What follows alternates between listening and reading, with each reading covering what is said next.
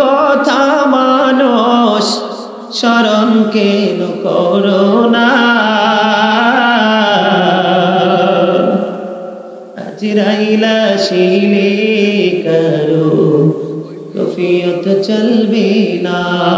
বলে মরণের কথা মানুষ স্মরণ কেন করো না, আজরাইল আসিলে কারো কফিয়ত চলবে না।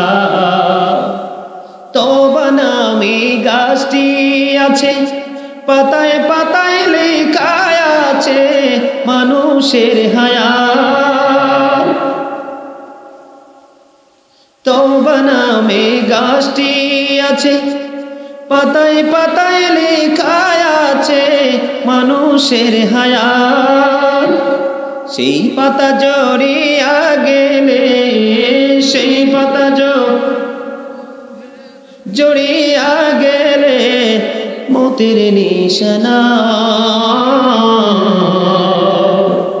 আজরাইল আসিলে কারো কফিয়ত চলবে না, আজরাইল আসিলে কারো কফিয়ত চলবে না। সিকান্দার কি বাদশাহ ছিলেন, তার মতো আর ধনী লোক কেহই না ছিলেন। খালি হাতে চলে গেলেন, খালি হাতে চলে গেলেন, কিছুই নিতে পারলেন না। আজরাইল আসিলে কারো কফিয়ত চলবে না। ঠিক না? ইয়া আইয়ুহাল্লাযীনা আমানু তুবু ইলাল্লাহি তাওবাতান নাসুহা। আল্লাহ রাব্বুল আলামিন বলেছেন, ঈমানদারগণ তোমরা আল্লাহর কাছে খালেস নিয়তে তওবা করো, যে তওবাটা যথাযথভাবে হয়। এটা কোন তওবা জানেননি?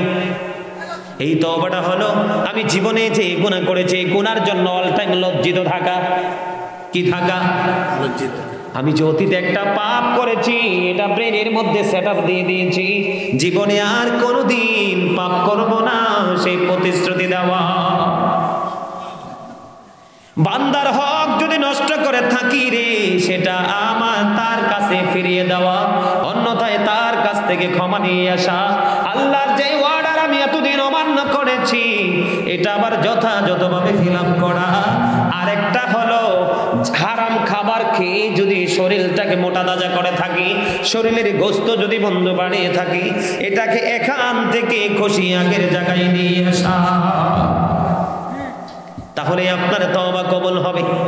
ইমরান ইবনুল হুসাইন রাদিয়াল্লাহু তাআলা আনহু থেকে বর্ণিত, বন্ধু মেসেজটা নিয়ে নেন। এক মহিলা ব্যভিচারের মাধ্যমে সন্তান ধারণ করলো, করার পরে আবার আমার নবীর কাছে গেলেন। নবীর কাছে চলে যাওয়ার পরে এবার আমার নবী তার অভিভাবককে ডাকলেন। অভিভাবক আসলো, আসার পরে তাকে বললেন, তাকে তুমি বাড়িতে নিয়ে যাও, পরম যত্নে আদর যত্নের সাথে লালন পালন করো। যখন তার বাচ্চাটা প্রসব হবে তখন আমার কাছে নিয়ে এসো। এবার বন্ধু তাকে নিয়ে আসা হলো, পরম আদর যত্নে বড় করা হলো, পরম যত্নে তাকে বড় করা হলো। লালন পালন করতে করতে বন্ধু সন্তান প্রসব হলো। আমার নবীর কাছে নবীর অর্ডার মতো নিয়ে আসলেন। আসার পরে আমার নবী বললেন, এই মহিলার জন্য একটা গর্ত খনন করো। গর্ত খনন করা হলো। গর্ত খনন করার পরে তার মাজা পর্যন্ত বন্ধু গ্রথিতকরণ করা হলো, গেড়ে দেওয়া হলো। এবার তাকে পাথর নিক্ষেপ করার অর্ডার দেওয়া হলো। প্রথম পাথর নিক্ষেপ করা শুরু হয়ে গেল। পাথর নিক্ষেপ করতে করতে করতে করতে বন্ধু তার মরণ হয়ে গেল। মৃত্যু যখন হলো, যদিও সে পাপী কিন্তু তার ঈমান আছে। সবাই চিন্তিত, আমার আপনার নবী অর্ডার দিল তাকে এখন কে রে তার জানাজাটা পড়াবে? চিন্তা আছে না নাই? কথা বলেন না কেন? টেনশন আছে কি আছে না? এবার বন্ধু হঠাৎ করে নজর দিয়ে চাইয়া দেখলো মানুষ, সাহাবাই কেরাম উপস্থিত। বন্ধু ওই মহিলার জানাজার জন্য ইমাম হলেন আপনার আমার নবী। বিরক্ত হইেন না, কিছুক্ষণের মধ্যে ওয়াজ শেষ করে দিব। আমার কাছে মনে হচ্ছে একটু টায়ার্ড ফিল করতেছে।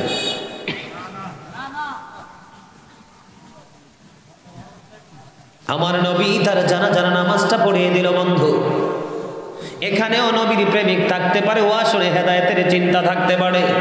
হয়তো বা মাইকের আওয়াজ যেখানে যাচ্ছে ওই কর্নারে একজন আল্লাহর পাগল থাকতে পারে। আমি দেখিয়েছি যে যেখানে অবস্থান করলাম অসংখ্য মা বোনেরা ওখানে অবস্থান করতেছে, ওখানেও কোনো না কোনো মুমিনা থাকতে পারে। ঠিক কিনা বলেন? মাহফিল কার ওসিলায় কবুল হয় সেটা বলা যায় না, তবে সবাইকে প্রতিযোগিতা করতে হবে আল্লাহ ওয়ালা হওয়ার জন্য, সাচ্চা নবীর প্রেমিক হওয়ার জন্য। এবার দেখা গেল আমার নবী তার জানাজার বন্ধু ইমাম হয়ে গেছে। জোরে জোরে বলুন না সুবহানাল্লাহ। জানাজার ইমাম হয়ে গেল। কেউ তো সাহস পায় না নবীকে প্রশ্নটা কেমন করে করব। প্রশ্নটা মনের মধ্যে জাগে কি জাগে না? ওগো নবী, আপনার অর্ডারে তাকে পাথর নিক্ষেপ করে তাকে গ্রথিতকরণ করে মারা হলো। নবী গো, কোন অপশনে তাকে তার জানাজার ইমাম আপনি হয়ে গেলেন? কেউ তো সাহস করে না, কেউ তো সাহস করে না। হযরতে ওমর রাদিয়াল্লাহু তাআলা আনহু দাঁড়িয়ে গেলেন, অত্যন্ত আদব এবং বিনয়ের সঙ্গে নবীকে বললেন, ইয়া রাসূলুল্লাহ, ইয়া হাবিবাল্লাহ, নবী গো, ও প্রাণের নবী, বুঝে তো আসে না কেমন করে গো এই বেবেচারিনী জানাজার ইমাম আপনি হয়ে গেলেন। এবার আমার নবী একটা ডাক দিয়ে বলল, ওমর, ওমর, ওমর রে, এই মহিলাটা পাপ করার পরে যতটা আতঙ্কিত হয়েছে, যতটা আল্লাহকে ভয় করেছে, তার সিনায় যতটা আতঙ্ক সৃষ্টি হয়েছে, সে আতঙ্ক নিয়ে আল্লাহকে রাজি করার আশায় যে তওবা করেছে, এই তওবাটা আমি নবী যদি মদিনার 70টা পাপীকে ভাগ করে দেই, মদিনার 70টা পাপীকে যদি ভাগ করে দেওয়া হয়, ওই একটা মহিলা এমন তওবা করেছে যেই তওবার কারণে 70টা পাপীর ক্ষমার জন্য তার তওবাটা যথেষ্ট হয়ে যাবে।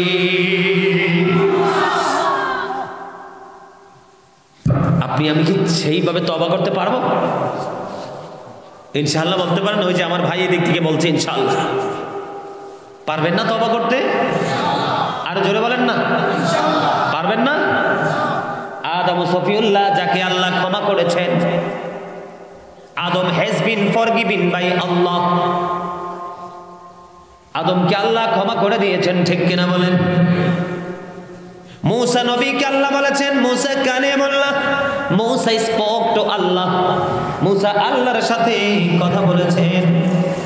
Ismail is to sacrifice to Allah, Ismail আলাইহিস সালামের জন্য আল্লাহ স্যাক্রিফাইস করেছে, কি করে নাই? এই জন্য তার নাম হয়েছে ইসমাইল জমিউল্লাহ, ঠিক কিনা বলেন? ইব্রাহিমকে আল্লাহ রাব্বুল আলামিন, Ibrahim is the friend of Allah, ইব্রাহিমকে আল্লাহ বন্ধু বানাইছে, ঠিক কিনা বলেন? আল্লাহ বলেছেন ইব্রাহিম খলিলুল্লাহ। আর আপনার আমার নবী সম্পর্কে আল্লাহ বলেছেন মুহাম্মাদুর রাসূলুল্লাহ সাল্লাল্লাহু আলাইহি ওয়াসাল্লাম ইজ দ্য মেসেঞ্জার অফ আল্লাহ। সেই জন্য আমরা দামি। কে কথা কয় না? স্টেজে আইসিজে হয়ে গেছে অনেক সময়, 11:30 বাজে যাইতেছে, কিছুক্ষণের মধ্যে শেষ করে দিবে, এরপর বাজে আরামসে ঘুমাইবেন, টেনশন করার কিছু কারণ নেই। এই জন্য বেশিরভাগ প্রোগ্রাম করি চট্টগ্রাম। কোথায়? চট্টগ্রাম। এক বিশাল এক প্রেমের শহর, প্র্যাকটিক্যালি না দেখলে বোঝার উপায় নাই। চট্টগ্রামে আমার জীবনে যত ওয়াজ করেছি সবচেয়ে বেশি ওয়াজ আমার জীবনে করেছি চট্টগ্রাম। প্রত্যেকটা আনাস কানাস অলি গলি মনে হয় যে নবীর প্রেমে ভরপুর। ওখানে মাহফিলকে ঘিরে একটা দোকান পর্যন্ত বসে না, বিশ্বাস হয় আপনাদের? যেই দিন মাহফিল হবে সেই দিন মনে হয় চট্টগ্রামবাসীর শ্রেষ্ঠ ঈদের দিন থাকে। জোরে বলেন না আলহামদুলিল্লাহ, আরো জোরে। বন্ধুরে আমার, শয়তান বলেছে আল্লাহর বান্দাকে বন্ধু শেষ পর্যন্ত বন্ধু গোমরা করতে থাকবে। লাগবে না চা, আমি চা খাই না।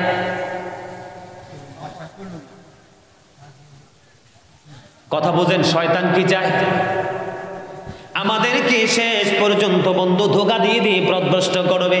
হাদিস শরীফের মধ্যে এসেছে, আমার নবী জানিয়ে দিয়েছে, আমার আল্লাহ খবর জানিয়ে দিয়েছে, রে আমার বান্দা, আমার প্রিয় হাবিবুল্লাহর উম্মত, আমি আল্লাহ কথা দিয়ে দিলাম রে, আমিও ওই পর্যন্ত তোমাদেরকে ক্ষমা করতে থাকবো যেই পর্যন্ত আমার কাছে তোমরা ক্ষমা চাইতে থাকবা। এত প্রেমের খবর বন্ধু, এত মায়ার খবর রে বন্ধু, এত এক মধুর বন্ধন।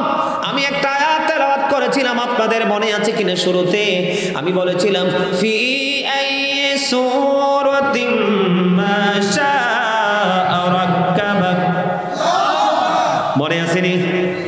মাঝখানে একটা তেলাওয়াত করেছিলাম। আল্লাহ আয়াত দ্বারা কি বুঝাইছে? আল্লাহ বলতেছে, আমার বান্দারা, আমি আল্লাহ তোমাদেরকে আমার মন মতো করে বানাইছি। এর চেয়ে চমৎকার দলিল আর কি চাই? আল্লাহর মন মতো করে আমাদেরকে সৃষ্টি। আল্লাহ ক্রিয়েটেড দ্য মাইন্ড।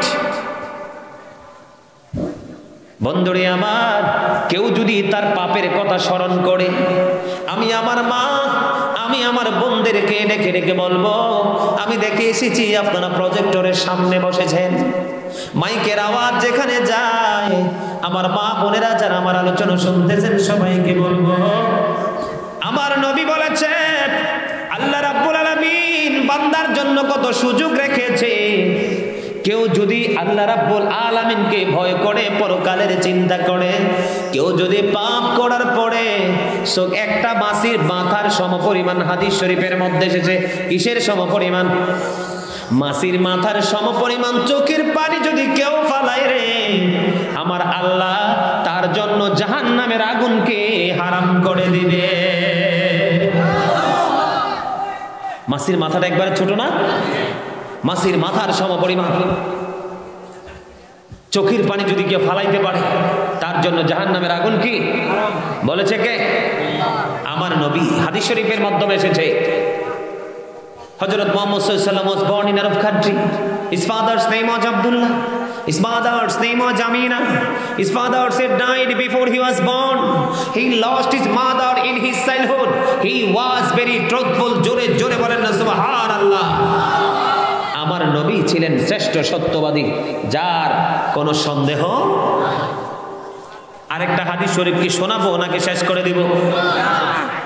শুনবেন বন্ধুরে আমার।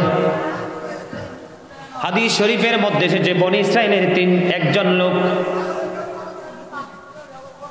তিনি খুন করেছেন ৯৯টা। কয়টা? ৯৯টা খুন করলো। খুন করার পরে বন্ধু এক পাদ্রীর কাছে তিনি গেলেন জানার জন্য, আমি একটা একটা করে ৯৯টা হত্যা করেছি, আপনি বলেন না আমার এই খুনের পাপ ক্ষমা হবে কিনা, আল্লাহ মাফ করবে কিনা? বন্ধু সন্দেহ করার কোনো কারণ নাই। তাকওয়া এমন এক জিনিস, আল্লাহর ভয় এমন এক জিনিস, যখন বললেন আমি একটা একটা করে কয়টা খুন করেছি? ৯৯টা খুন করেছি, আল্লাহ আমার এই অপরাধ ক্ষমা করবে কিনা? পাদ্রী বলে দিলেন না না, এই পাপ ক্ষমার যোগ্য না। বন্ধু হাদিস শরীফের ভাষা অনুযায়ী বলছি রে, সে যখন বলল ক্ষমা হবে না, বলতে দেরি, সঙ্গে সঙ্গে ওই পাদ্রীকেও হত্যা করতে দেরি করে না। কয়টা হইল? 100%, 100 ফিল আপ হয়েছে কি? এবার তিনি কি করলেন? 100 জন হত্যা করা যখন পরিপূর্ণ ফিল আপ হলো,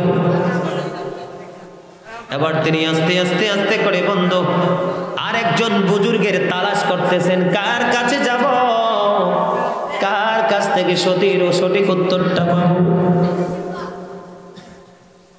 আবার যাইতে যাইতে তৎকালীন সময়ে বুজুর্গের কাছে তিনি গেলেন। যাওয়ার পরে মনের কথা সব খুলে বললেন। খুলে বলার পরে বুজুর্গ উত্তর দিয়ে দিল, অবশ্যই অবশ্যই ক্ষমার সুযোগ রয়েছে, অবশ্যই ক্ষমার সুযোগ রয়েছে, অবশ্যই তুমি ক্ষমা পাওয়ার যোগ্য, তবে কিছু কন্ডিশন, সেগুলো তোমাকে মানতে হবে। কই কি কাজ? হলো তুমি যেই জায়গা থেকে আমার কাছে এসেছো সেই জায়গায় আর তুমি কোনোদিন ফিরে যেতে পারবা না। আমি যেই জায়গার ঠিকানা দিব সেই ঠিকানা অনুযায়ী তোমাকে চলে যেতে হবে। তুমি যেখান থেকে এসেছো সেই জায়গা ভালো নয়, আমি যেই জায়গার ঠিকানা দিব সেইটা হলো একটা নেয়ামতের জায়গা, সেখানে যেতে হবে। ওখানে গিয়ে তুমি তাদের সাথে মেলামেশা করবে, আমল করবে, আল্লাহ ক্ষমা করে দিবে। বন্ধু, ব্যতিক্রমে প্রেমের গল্প সাজানো হলো গো এই পৃথিবীর বান্দাগুলোকে শিক্ষা দেওয়ার জন্য। লোকটাকে যখন বলল যেখান থেকে এসেছো আর সেখানে রিটার্ন করতে পারবা না, আমি যেই দিক নির্দেশনা দিব সেখানে তোমাকে যেতে হবে, উনি মানলেন। মানার পরে তিনি আস্তে আস্তে করে বন্ধু ওই জায়গার দিকে রওনা হলেন। রওনা হওয়ার পরে মাঝামাঝি কিছু দূর যাওয়ার পরে বন্ধু দুই দল ফেরেশতা এসে গেল। কয় তোমার তো মরণের সময় হয়ে গেছে। এক দল হলো বন্ধু জান্নাতি, আরেক দল হলো জাহান্নামী। এক দল হলো নিয়ামত, আরেক দল হলো কিয়ামত। এক দল বলতেছে, জাহান্নামীরা বলতেছে, তোমার প্রাণ পাখি আমরা নিয়ে যাব। তার কারণ হলো তোমার জীবনে শুধু পাপ আর পাপ করেছো। এবার জান্নাতীরা বলতেছে, না না, তার রূহ তোমরা নিতে পারবা না, তার রূহ কবজ করবো আমরা, কারণ তার এখনো এখন আল্লাহ আল্লাহর পথে সে কদম বাড়িয়ে দিয়েছে। খুন করছে কয়টা? 100টা। রওনা দিয়েছে আল্লাহকে পাওয়ার উদ্দেশ্যে রাস্তায়। দুই পক্ষের মধ্যে বন্ধু সংঘর্ষ আছে না নাই?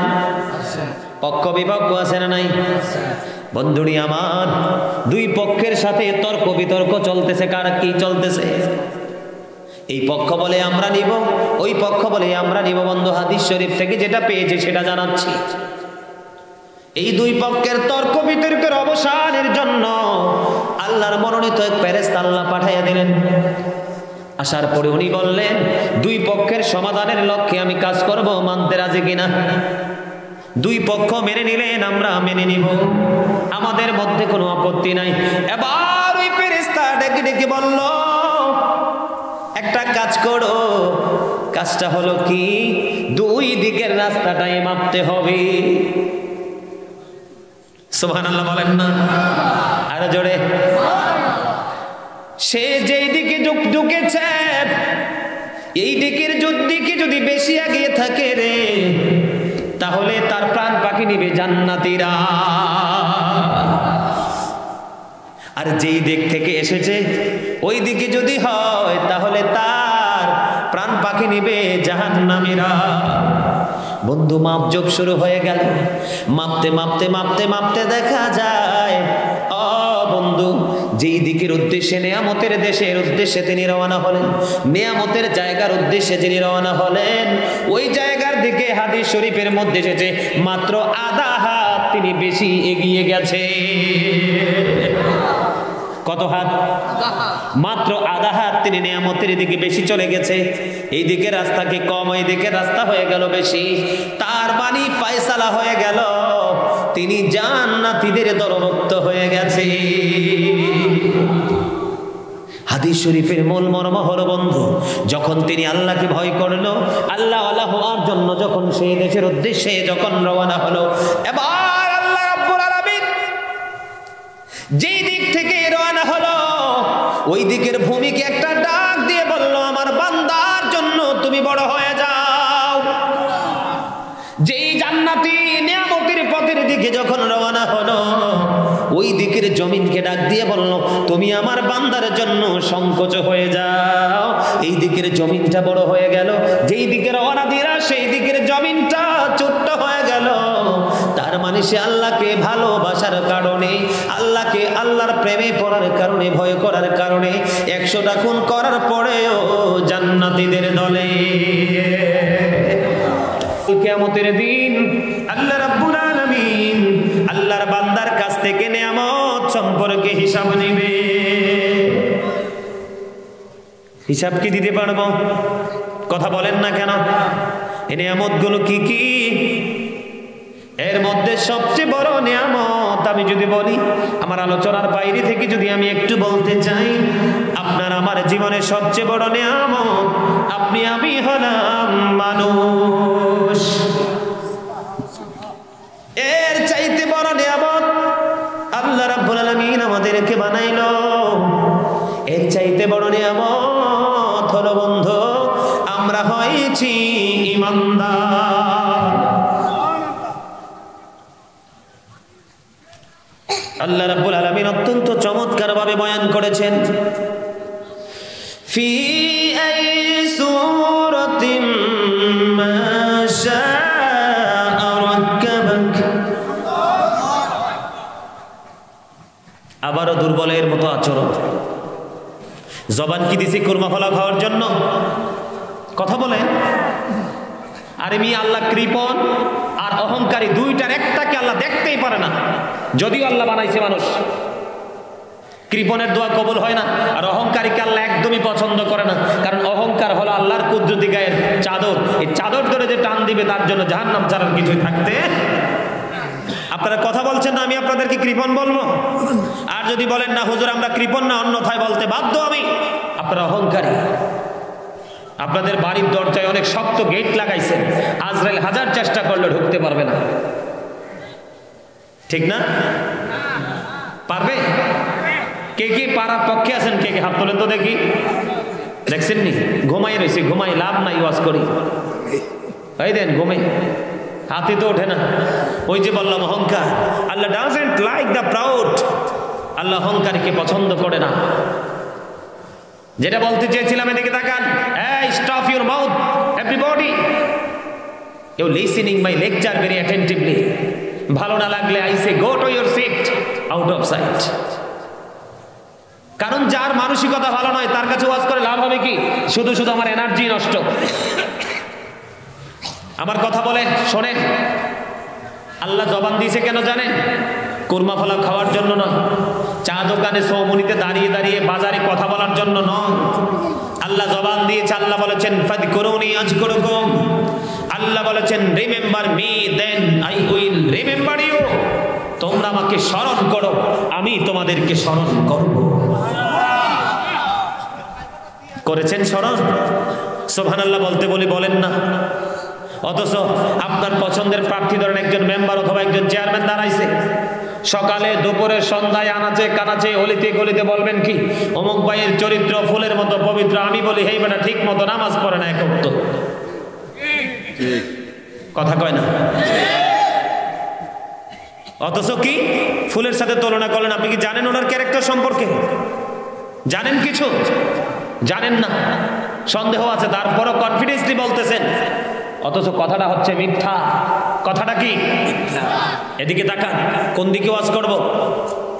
আল্লাহর হাবিব বলে দিয়েছেন, যেই ব্যক্তি একটা মিথ্যা কথা বলে তার মুখ থেকে এত বেশি দুর্গন্ধ বের হয়। আল্লাহর হাবিব বলেছেন 1760 গজ দূরে চলে যায় তার সঙ্গের ফেরেশতা একটা মিথ্যা কথা বলার কারণে, তার মুখ থেকে এত বেশি দুর্গন্ধ বের হয়। আর দুর্গন্ধের কারণে ফেরেশতা তার থেকে 1760 গজ দূরে অবস্থান করে। জোরে বলেন না নাউজুবিল্লাহ। কি করবে?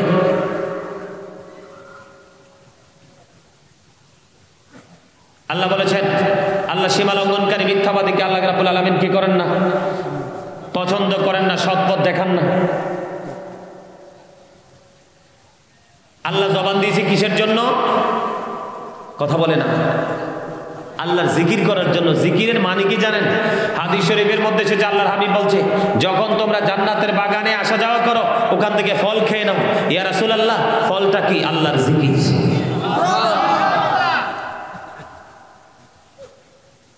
শোনেন, যেইভাবে মুসলমান সামনের দিকে আগাচ্ছে, মুসলমানের উপর গজব খুব নিকটে। এত বেশি অত্যাধুনিক ডিজিটাল গজব আসবে, ডাক্তার পর্যন্ত মাথা নষ্ট হয়ে যাবে। কি ট্রিটমেন্ট তাকে দিবে? বন্ধুনি আমার নবী, আপনার নবী, দো জাহানের বাদশা নবী, সরকারে মদিনা, তিনি আমাদেরকে সব সময় বন্ধু এলাট করে গেছেন। রে আমার উম্মত, মানুষ হাসতে হাসতে এমন অপরাধ করে রে, মাসিক থেকে মাগরিব পর্যন্ত জাহান্নামের দিকে এগিয়ে যায়। তার মানে মানুষ হাসতে হাসতে খামখেয়ালি করতে করতে এমন অপরাধ করে ফেলে বন্ধু, পৃথিবীর এক প্রান্ত থেকে আর এক প্রান্ত পর্যন্ত বন্ধু জাহান্নামের দিকে মানুষ এগিয়ে যায়। হাসতে হাসতে রং তামাশা করতে করতে। বন্ধুরে আমার, যখন ক্রিকেট খেলা দেখতে যান আপনার সময়ের কোনো টেনশন হয় না। যখন ফুটবল খেলা দেখতে যান বেঈমানদের কালচার, তখন আপনার সময়ের দিকে নজর দেওয়ার সময় হয় না। যত সময়ের গুরুত্ব বাড়ে আপনার জুমার নামাজের দিন, ঠিক কিনা বলেন? আমি এতটাই ভিআইপি পারসন, এতটাই অনারেবল পারসন, আমি জুমার দিনে সবার আগে যাইতে পারি না, নামাজ শেষে সবার পরে বের হতে পারি না, কারণ আমার সময় খুবই অল্প। আল্লাহর গোলামি করতে গেলে, আল্লাহ রাব্বুল আলামিনকে দেখতে গেলে বন্ধু ঘড়ির দিকে নজর পড়ে, সময়ের দিকে নজর পড়ে, কিন্তু দুনিয়ার নোংরা কাজের সময়ের দিকে একটাবার নজর পড়ে না। রে সোনারগাঁও, এই তাহিরপুর সংলগ্ন এই বানর মাঠের মানুষ যারা আলোচনা শুনতে এসেছো বন্ধু, আমি সবাইকে বলতে চাই, আল্লাহ রাব্বুল আলামিন কোরআনে বলে দিয়েছেন, সুম্মা লাতুসআলুন্না ইয়াওমাইযিন আনিন নাঈম। কার কথা? আর জোরে। আল্লাহর কথাও জোরে বলতে পারেন না? আরে ভাই, শক্তি রাখছেন কার জন্য? আল্লাহর জন্য ব্যয় করেন। এখানে মাহফিল কি প্রতি রাতে হবে? আগামী বছর বেঁচে থাকলে আবার আমরা এখানে আসব। হয়তো এমনও হতে পারে মাঝখানে অনেকে বিদায়। যখন তোমার কেউ ছিল না তখন ছিলাম আমি, এখন তোমার সব হয়েছে, পর হয়েছে আমি। যখন তোমার কেউ রবে না, রব শুধু আমি। আমার কাছে আসতে হবে, মনে রেখো তুমি। कागज काटी काटी घुड़ी बनाकर उड़ात है आसमान में, घुड़ी बेचारा क्या करेगा रोशी मौला का हाथ में। ठीक क्या बोला? কাগজের ঘড়ি বানাইয়া ঘড়ির মধ্যে রশিটা লাগাইয়া মালিক রশিটাকে নাটের মধ্যে আটকায়া ছেড়ে দে, ঘড়ি উঠতে থাকে। মালিকের যখন সময় হয় নাটাই দইরা টানে, ঘড়ির আর বায়ুর সাথে থাকার পাওয়ার না। আপনি আমিও তো ঘড়ির মতো পাওয়ার দেখাইবার কোনো স্কোপ নাই। বন্ধুরে আমার, আল্লাহ রাব্বুল আলামিন বলেছেন, আল্লাহ আমাদেরকে যে নিয়ামত দিয়েছেন সেই নিয়ামত সম্পর্কে আমাদের কাছ থেকে জিজ্ঞাসা করবে। এর মধ্যে একটা নিয়ামত হলো রে, জীবনের সময়গুলো কোন কোন কাজে ব্যয় করেছ রে। সোনারগাঁও তাহিরপুরের মানুষ কেমন করে জবাব দিবা রে? কেমন করে সেদিন জবাব দেবা? সময় তো ভালো কাজে দাওনি, সময় দিয়েছো বন্ধু সিনেমা হলে, সময় দিয়েছো ফেসবুকে, সময় দিয়েছো ইউটিউবে, সময় দিয়েছো ইনস্টাগ্রাম দেখে দেখে, সময় দিয়েছো বেঈমান কাফিরদের সিনেমা এবং বন্ধু খেলা নামক অভিশাপ দেখে দেখে সময় দিয়েছো। ওই দিন কেমন করে সময় কোন কোন কাজে ব্যয় করেছো সেটার জবাব কেমন করে দিবা, কিন্তু সময় কোন কোন কাজে জীবনের ব্যয় করেছো এটা সময়টা নিয়ামতের মধ্যে একটা নিয়ামত। জীবনের সময়গুলো কোন কোন কাজে ব্যয় করেছো বন্ধু সেই জবাব দিতে হবে। বিশেষ করে বর্তমানে আমি একটা শব্দ বেশি বেশি বলে থাকি, এই যে অল্প কিছু সংখ্যক আমার বাবারা চাচারা এসেছেন দাদারা এসেছেন, দাড়ি পাকা মুরব্বীদের অন্তর হলো মায়া মমতা ভালোবাসায় ভরা। বর্তমান ইয়াং প্রজন্ম যুবক বলেন যুবতী বলেন তাদের অন্তর হলো নোংরামি হিংসা আত্মগরিমায় ম্যাক্সিমামই ভরা। কথাটা একটু খারাপ লাগতে পারে কারণ আমার কথাগুলো একটু খাড়া খাড়া, কি স্টেট ফরওয়ার্ড কথা। ভালো লাগলে থাকেন, নাইলে যান বাড়ি গিয়ে ঘুমান, কারণ প্রতি হাজারে একজন টিকবে, বাকি 999 জন জাহান্নামী। একজনের কাছে প্রেমের গল্প মজা লাগবে। আমার আল্লাহ বলেছেন, রে সোনার গাঁও তাহিরপুরের মানুষ, জীবনের সময়ের হিসাব আল্লাহর কাছে দিতে হবে রে। প্রস্তুত নিয়ে কবরে যাইবা, কারণ ওখানে ছল চাতুরের কোনো সুযোগ না। যৌবনকালে তোমরা টিভি দেখতে পছন্দ করো, তোমরা অবৈধ পথে টাকা পয়সা খরচ করো। বর্তমানে খেলা নামক এক নোংরামি চলতেছে, বেঈমান কাফিরের জন্য মজার হতে পারে, কোন মুমিনের জন্য মজা হতে পারে না। হারাম কাজে লিপ্ত থেকেছ, কাল কিয়ামতের দিন আল্লাহর কাঠগড়ায় যখন দাঁড়াবা তোমার যৌবন কালের হিসাব দিয়ে যেতে হবে।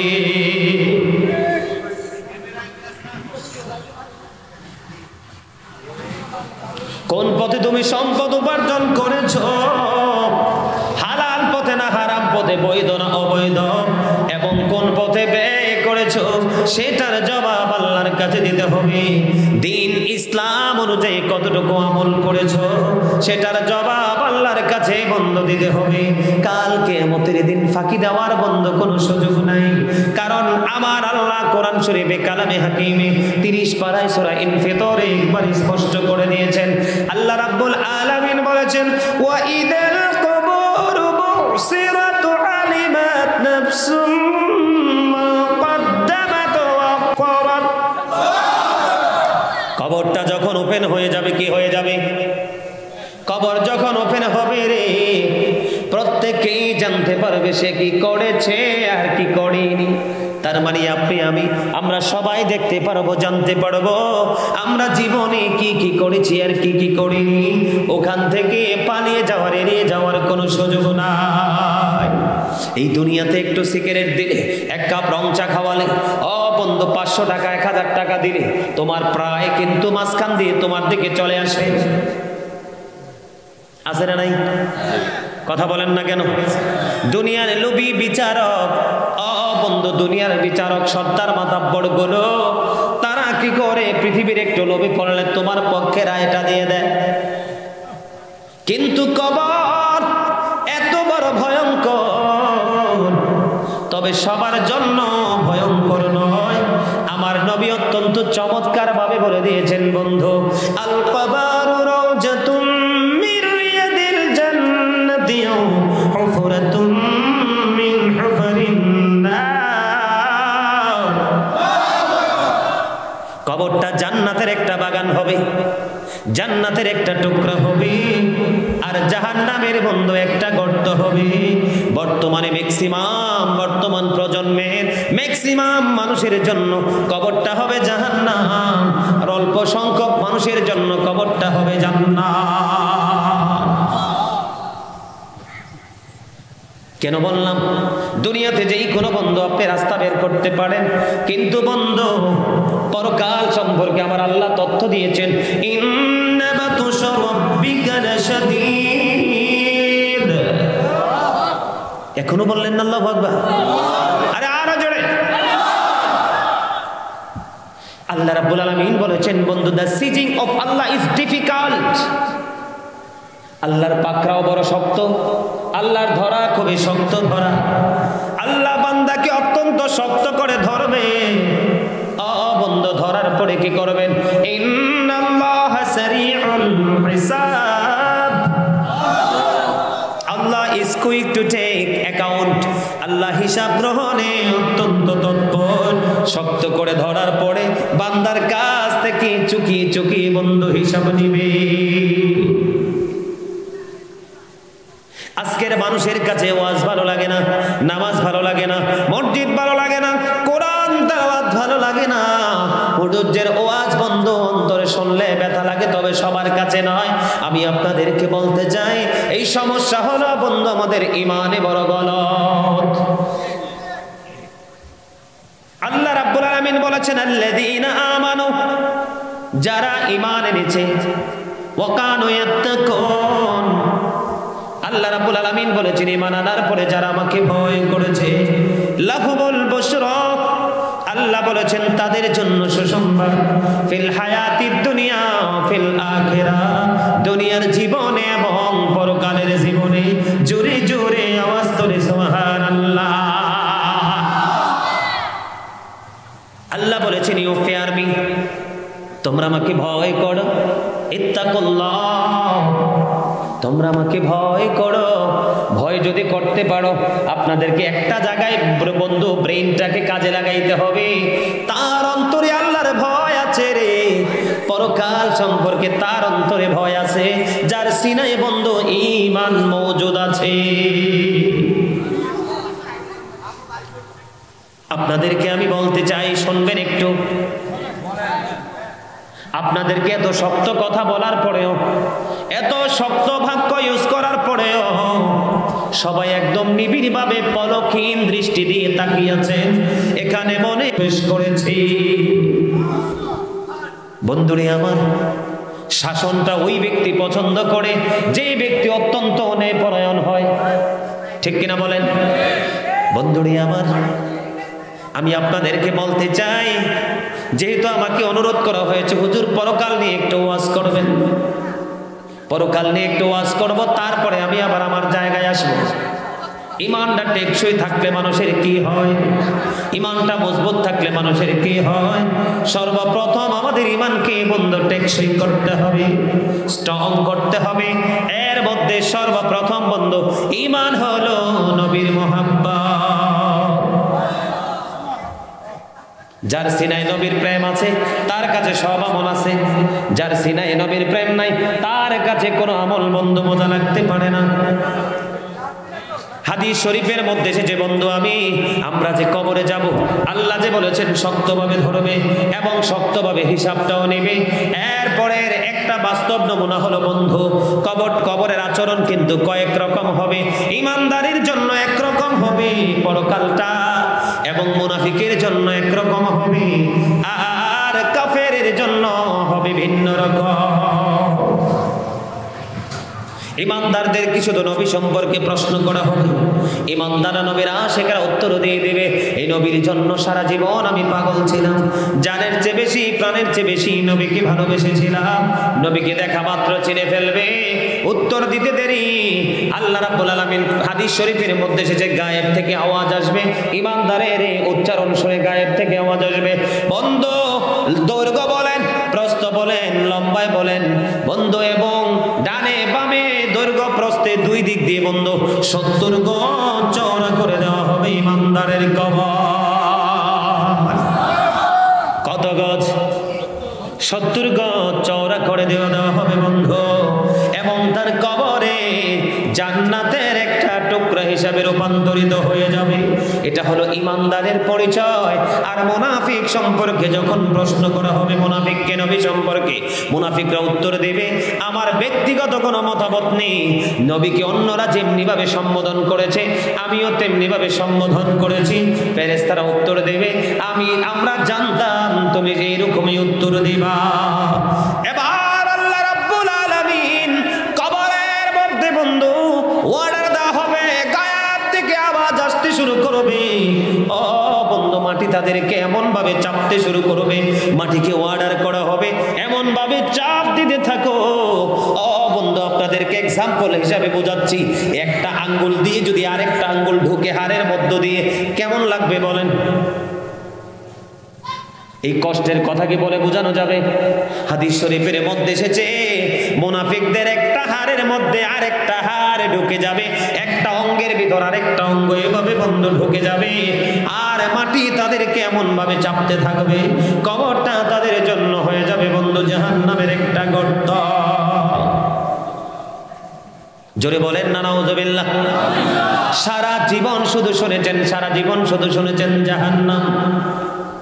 বর্তমান সময়ের মানুষের জবানের কথা থেকে ধরে বন্ধু লজ্জাস্থান পর্যন্ত, লজ্জাস্থান থেকে ধরে পায়ের নিচ পর্যন্ত প্রত্যেকটা অঙ্গে প্রত্যঙ্গে শুধু পাপের চিহ্ন দেখা যায়। এটা গবেষক যারা, বিশ্লেষক যারা, স্ট্রোনোমার যারা, তাদের গবেষণায় বের হয়ে আসে। আপনারা কতটুকু দুর্গন্ধ পান আমি জানি না বন্ধু। আজকে যখন দুপুরবেলা গোসলখানায় ঢুকলাম, জোহরের নামাজের জন্য প্রস্তুত হলাম, হঠাৎ করে মাথার মধ্যে বন্ধু একটা শব্দ শুধু ঘুরতেছে, আমার চোখের সামনে একটা দৃশ্য দেখতেছি। আমার কাছে মনে হয় আমরা মুসলমানের চারপাশ দুর্গন্ধযুক্ত হয়ে গেছে। আমাদের আধ্যাত্মিকতা নাই, আমাদের মধ্যে তাকওয়া নাই, আমাদের মধ্যে তাসাউফের ছোঁয়া নাই, এই জন্য দুর্গন্ধ আমাদের নাকে লাগে না। অন্ধকারাচ্ছন্ন পরিবেশ আমাদের চোখের, এই চর্ম চোখের বন্ধু সামনে আসে না। অন্তরের চক্ষু যার খোলা, সে সব কিছু আইডেন্টিফাই করা তার জন্য একেবারে ইজি।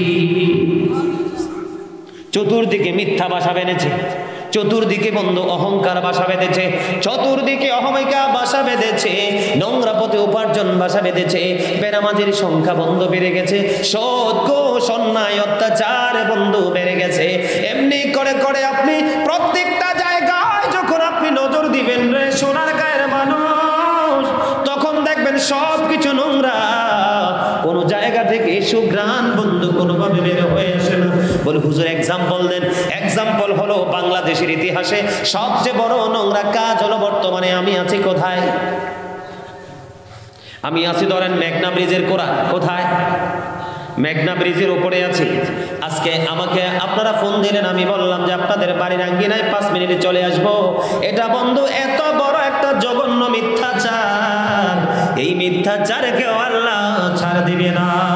আল্লাহ এজন্য বলেছেন ইন্নাল্লাহা লা ইয়াহদি মান হুয়া মুসরিফুন কাযাবুন। জোরে জোরে বন্ধু নাউযুবিল্লাহ। সীমা লঙ্ঘন করে মিথ্যাবাদীকে আল্লাহ রাব্বুল আলামিন হেদায়েত দেয় না, সঠিক পথ তাদেরকে দেয় না। এই যে নোংরামি, এত বড় নোংরামি। মিথ্যা বন্ধু মুনাফিকের মধ্যে 3টা রূপ থাকে। একটা কথা যখন দিবে কথা রাখবে না, আমানত রাখলে খেয়ে ফেলবে, কথায় কথায় সে মিথ্যা বলবে। নাউযুবিল্লাহ। আমি আপনাদেরকে এক্সাম্পল দিতে চাই। 2 নাম্বার হলো বর্তমানে আমাদের মধ্যে সুদ আছে না নাই? এত বেশি সুদের প্রভাব। আল্লাহর হাবিব বলেছেন কিয়ামতের ময়দানে, কিয়ামতের পরবক্ষণে চাইলেও তোমরা সুদ থেকে বাঁচতে পারবে না। সুদের ধুলাবালি হলেও তোমাদের উপরে এসে পড়বে। এত বেশি সুদের বিস্তার হবে বন্ধুরে আমার। আমি যদি পরকাল নিয়ে আপনাদেরকে বলতে চাই, আমার নবী যখন মেরাজে গেলেন, মেরাজ যাওয়ার পরে বন্ধু একটা সম্প্রদায়ের কাছে দিয়ে যখন নবী গেলেন, তাদের দিকে নজর দিয়ে চাইয়া দেখলেন এক একজনের পেট এক একটা ঘরের মতো বড় বড়। এবার জিব্রাইলকে প্রশ্ন করলো, ভাই জিব্রাইল এরা কারা? এবার জিব্রাইল বলে, ইয়া রাসূলুল্লাহ, ইয়া হাবিবাল্লাহ, নবী গো, এরা হলো দুনিয়ার সুদখোর। নবী বলতেছেন, আমি দেখতে পাই এদের পেটের মধ্যে সাপ আর বিচ্ছু সব স্পষ্ট বাহির থেকে দেখা যায়। জোরে বলেন না নাউযুবিল্লাহ। আরো জোরে, আরেকটু মহাব্বতে একটু খেয়াল করেন। সুদের মাধ্যমে যে টাকা হয়, এই টাকা দিয়ে মা বাবা যেই সুদ খায় তিনি বাজারে যায়, বাজার করে এনে বন্ধু গৃহিণীকে দেয়, হাউস ওয়াইফকে দেয়, চাকে দেয়। দেওয়ার পরে উনি রান্না করে খাবার খায়। এই খাবার থেকে কিন্তু মানুষের শরীরে রক্ত হয়। সামরে ইবনে জুনদুব রাদিয়াল্লাহু তাআলা আনহু থেকে হাদিস শরীফটা বর্ণিত, অনেক বড় হাদিস শরীফ। এর মধ্যে বন্ধু একটা অংশ হলো হাদিস শরীফের, আমার নবী ফেরেশতাদের সাথে সফরে বের হলেন, স্বপ্নের ব্যাখ্যা দিতেছেন আমার নবী। হঠাৎ করে ফেরেশতাদের সঙ্গে একটা নদীর কিনারায় গেলেন। যাওয়ার পরে নজর দিয়ে দেখলেন এটার মধ্যে মধ্যে একটা মানুষ, রক্তের নদী, সেই নদীটা হলো রক্তের। এই রক্তের নদীতে একটা মানুষ সাঁতার কেটে কেটে বন্ধু পাড়ে আসতে চায়, কোলে আসতে চায়। এবার আরেকজন বড় বড় পাথর নিয়ে তিনি কোলে দাঁড়িয়ে আছেন। বন্ধু কোল থেকে তাকে বারবার ধরে পাথর নিক্ষেপ করতেছেন, সে কোলে আসতে চায়। ওই ব্যক্তিটা বন্ধু পাথর নিক্ষেপ করতেছেন, সে আসতে দেয় না। এবার আমার নবী ফেরেশতাদেরকে প্রশ্ন করলেন, তোমরা বলো না এটাকে? উত্তর দিয়েছে, নবী গো, এরা হলো দুনিয়ার সুদখোর। আরো জোরে বলেন না নাউজুবিল্লাহ। আরেকটু মহব্বতে বলুন না নাউজুবিল্লাহ। আমাদের মধ্যে একটু আগে একটা বলেছি, মদ, জুয়া, মূর্তি, ভাগ্য গণনা, এইরকম নোংরামি আছে না নাই? সেই জায়গায় আমি একটু পরে আসবো বন্ধু।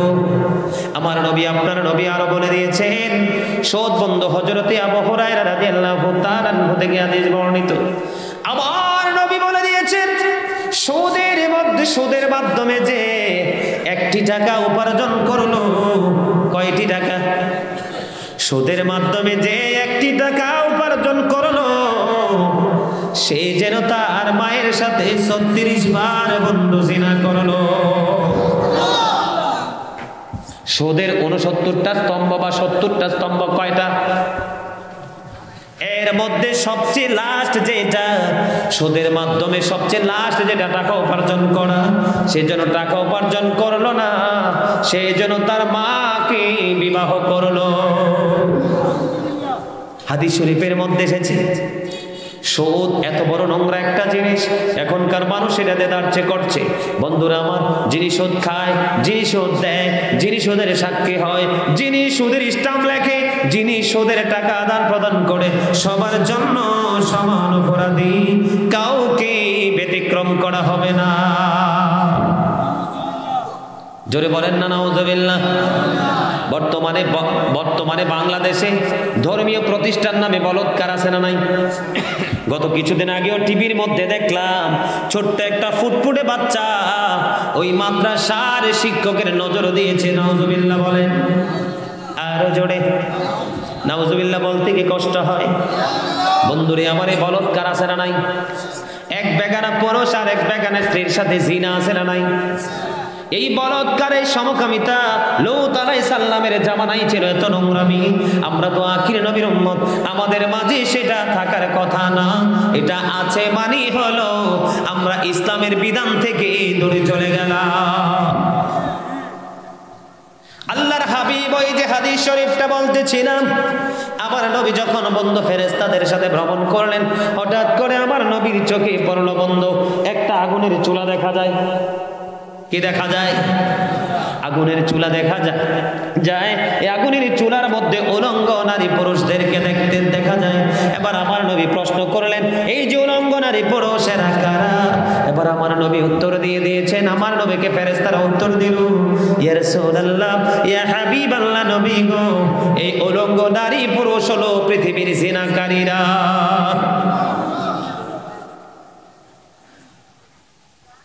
বন্ধুরে আমার, আর বলৎকার মানি হলো বন্ধু অবৈধ মেলামেশা। এটাই হলো বন্ধু সবচেয়ে বড় ইমানদারের জন্য নোংরামি। বলে হুজুর, ইমানদার যখন ইমানদার থাকে সেই কাজ কিভাবে করে?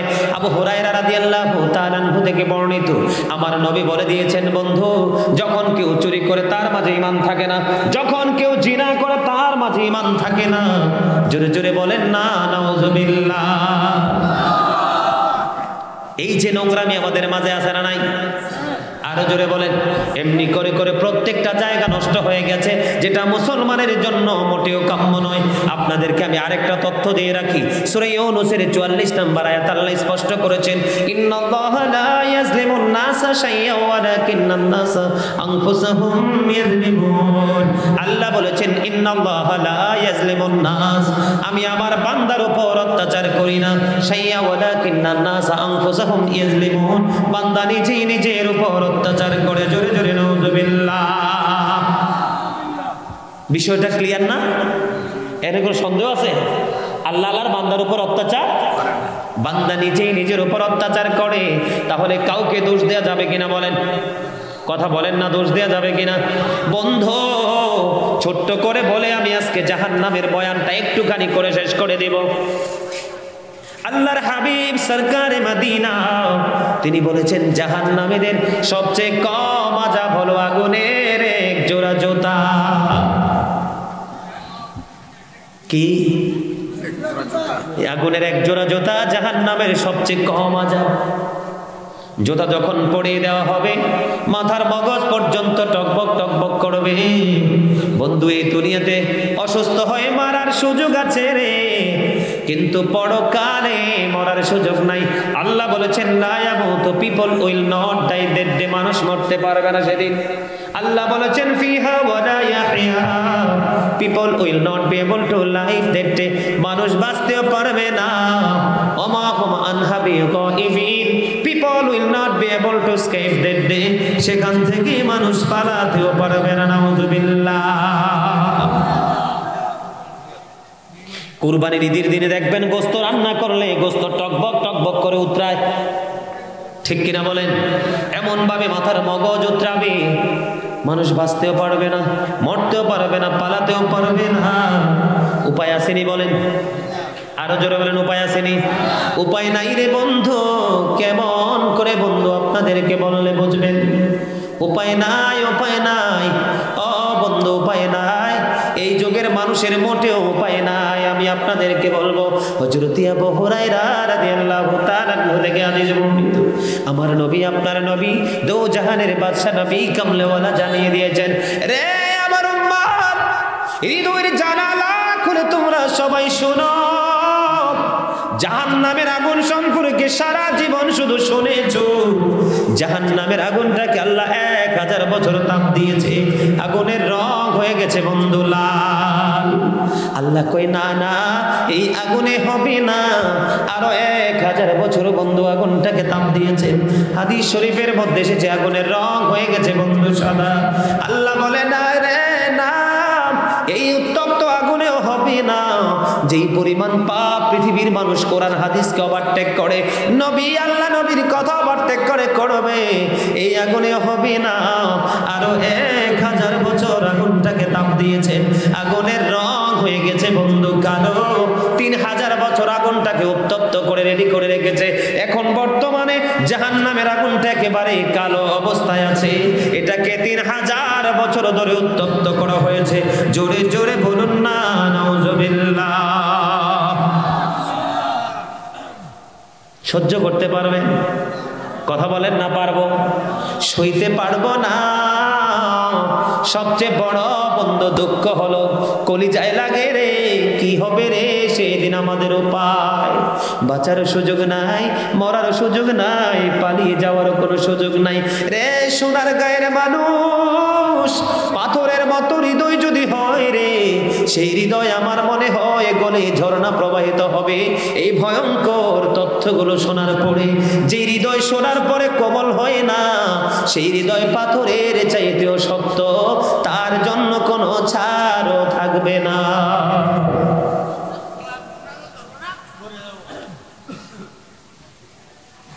বন্ধুরি আমার, এখানেই বন্ধু শুধু ক্ষান্ত নয়, পানির পিপাসায় কলিজা ফেটে যাবে। জাহান্নামীরা পানির জন্য পাগল হয়ে যাবে। হাদিস শরীফ প্রমাণ করে বন্ধু, তাদেরকে উত্তপ্ত গরম পানি ঢালা হবে, তাদের সব কিছু লিকুইড হয়ে যাবে রে, মোমের মতো হয়ে যাবে রে। ওই যে বলেছি, বাঁচার সুযোগ নাই, মরার সুযোগ নাই, পালিয়ে যাওয়ার সুযোগ নাই।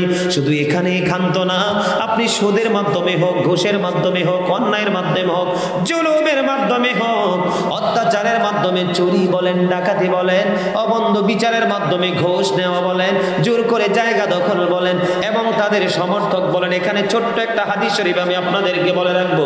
আমার নবী জানিয়ে দিয়েছেন, আমাদেরকে সচেতন করেছে, আমার উম্মতের দল, তোমরা যখন দেখবে কোনো মানুষ অত্যাচারী হয়ে গেছে, তোমরা যখন কোনো মানুষ মানুষের উপর নিপীড়ন চালাচ্ছে, তোমরা যখন দেখবা মানুষ অত্যাচার শুরু করেছে, অত্যাচার দেখার পরেও, এটা বোঝার পরেও তুমি যদি তোমার সুবিধার জন্য অত্যাচারীকে তুমি সাপোর্ট করো, নবী বলেছেন সঙ্গে সঙ্গে তুমি মুসলমান থেকে খারিজ হয়ে গেলা। কারণ কোন মুসলমানকে কষ্ট দিয়ে সুখী হতে পারে না। কখনো কোনো ইমানদারকে কাঁদিয়ে বন্ধু সুখী হতে পারে না। যে বন্ধু আরেকজনকে কাঁদিয়ে দুঃখের আগুনে বাসিয়ে আনন্দ উল্লাস করে বন্ধু, সে কখনোই মুমিন হতে পারে না। আমার আলোচনার বিষয়টা ছিল বন্ধু, আপনি কি করবেন? এই যে অন্যায়, অত্যাচার, ব্যভিচার, জুলুমের মাধ্যমে অর্থ উপার্জন করলেন, এই অর্থ উপার্জন দিয়ে আপনি দুনিয়াতে মনে যা চায় তাই খাইলেন, কিন্তু পরকালের আচরণ পুরো ব্যতিক্রম। আমার নবী বলেছেন, জাহান্নামী যারা, পাপী যারা, অপরাধী যারা, তাদের জন্য আল্লাহ রাব্বুল আলামিন বরাদ্দ করে রেখেছে। কোরআন এসেছে বন্ধু একটা খাবার, সেটার নাম হলো জাক্কুম। বন্ধু সামনে আনতে দেরি রে, দাঁতগুলো ঝরে পড়তে দেরি হবে না। যখন কোনোভাবে পেটের মধ্যে যাবে রে, সব কিছুরই কুইট হয়ে বের হয়ে যাবে। এই মুহূর্তে যদি বন্ধু এই সোনারগাঁও তাহেরপুর ঈদগাহ সংলগ্ন আপনার মোহাম্মদ আলী সরকারের বালুর মাটি যদি একটা ফোঁটা জাক্কুম করে, কয় ফোঁটা? একটা ফোঁটা জাক্কুম যদি পড়ে রে, হাদিস শরীফ প্রমাণ করেছে, আল্লাহ রাসূল বলেছেন কিয়ামত হয়ে যাবে, আর এই দুনিয়াতে কোনোদিন সবুজ শ্যামল ফসল জন্ম হবে না, আর মানুষের প্রাণীর খাবার উপার্জন উৎপাদন করা কিয়ামত পর্যন্ত সম্ভব হবে না। এই জাক্কুম জাহান্নামীদের জন্য বরাদ্দ রেখেছে। জোরে জোরে নাউজুবিল্লাহ। হাদিস শরীফ থেকে তথ্য পেয়েছে বন্ধু, আমার নবী বলেছেন পাপী জাহান্নামী নিকৃষ্ট মানুষের জন্য আরেকটা খাবার বরাদ্দ আছে। বলবো কি বলবো না? কথা বলেন, বলবো? আরো জোরে বলেন। আমি এই জন্য বন্ধু ছোট্ট একটা গজল লেখছি, অনেক বড়, কিন্তু ছোট্ট করে একটু শোনাবো, শুনবেন। আমার লেখা একটা গজল আমি প্রায় সময় গাই।